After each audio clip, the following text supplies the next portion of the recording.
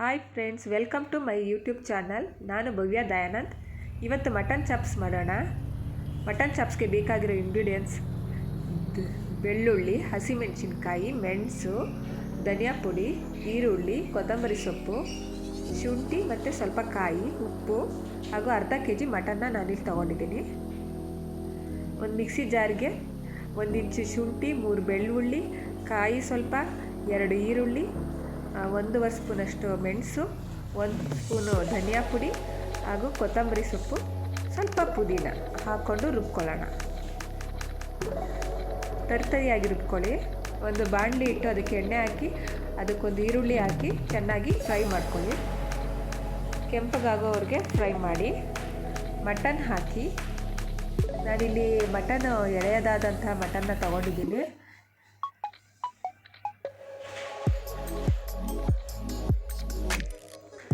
Mutton ಅರ್ಧ kg ಇದೆ, ಅದನ್ನು ಹಾಕಿ ಚೆನ್ನಾಗಿ ಫ್ರೈ ಮಾಡ್ಕೊಳ್ಳೋಣ.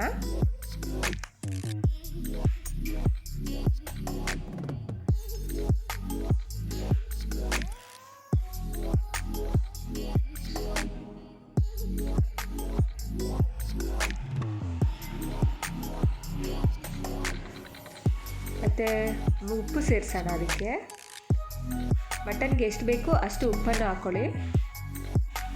ಅರ್ಧ ಸ್ಪೂನ್ನಷ್ಟು ಅರಿಶಿನ ಹಾಕ್ಕೊಳ್ಳಿ ಮತ್ತು ಇದನ್ನು ಚೆನ್ನಾಗಿ ಮಿಕ್ಸ್ ಮಾಡಿ. ಅರಿಶಿನ ಉಪ್ಪು ಮಟನ್ಗೆ ಹೊಂದಿಕೆ ಆಗೋವರೆಗೂ ಚೆನ್ನಾಗಿ ಮಿಕ್ಸ್ ಮಾಡಿ, ಸ್ವಲ್ಪ ಫ್ರೈ ಮಾಡಿ.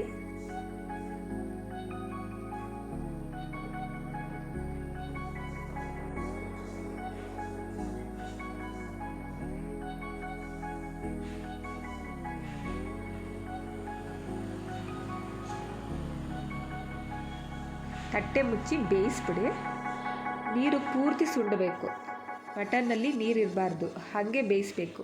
ಬೇಯಿಸಿದ ನಂತರ ಅದಕ್ಕೆ ಮಸಾಲೆನ ಹಾಕೋಣ. ಮಸಾಲೆ ಹಾಕಿ ಅದನ್ನು ಸ್ವಲ್ಪ ಚೆನ್ನಾಗಿ ಮಿಕ್ಸ್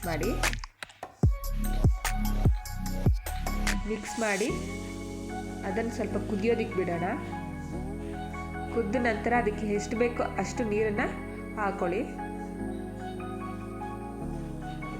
ನೋಡ್ತಾ ಇದ್ದೀರಲ್ಲ, ಈ ಥರನೇ ಚೆನ್ನಾಗಿ ಫ್ರೈ ಮಾಡಿಕೊಂಡು ಅದಕ್ಕೆ ನಿಮಗೆ ಎಷ್ಟು ಬೇಕು ಗ್ರೇವಿ ಅಷ್ಟು ನೀವು ನೀರನ್ನ ಹಾಕ್ಕೊಳ್ಳಿ. ನೋಡಿ, ನಾನು ಇಷ್ಟು ಹಾಕ್ಕೊಂಡಿದ್ದೀನಿ, ಸಾಕು ಗ್ರೇವಿ ಅಂತ. ಆಮೇಲೆ ಕುಕ್ಕರ್ನ ಮುಚ್ಚಿ ವಿಜಲ್ ಹಾಕಿ ಒಂದು 4 ವಿಜಲ್ ಕೂಗಿಸಿ. ನಮ್ಮದು ಎಳೆ ಮಟನ್ ಆಗಿರೋದ್ರಿಂದ 4 ವಿಜಲ್ ಸಾಕು.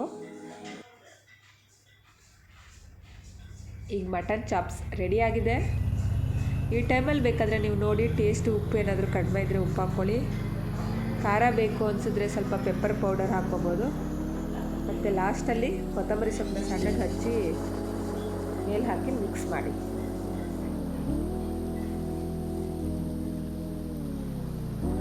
ಮಟನ್ ಚಾಪ್ಸ್ ತುಂಬಾ ಚೆನ್ನಾಗಿರುತ್ತೆ. ಇದು ಮನೇಲೊಮ್ಮೆ ಮಾಡಿ ಫ್ರೆಂಡ್ಸ್, ಖಂಡಿತ ಇಷ್ಟ ಆಗುತ್ತೆ ನಿಮಗೆ. ಮಟನ್ ಚಾಪ್ಸ್ ಜೊತೆಗೆ ಚಪಾತಿನೂ ತುಂಬ ಚೆನ್ನಾಗಿರುತ್ತೆ.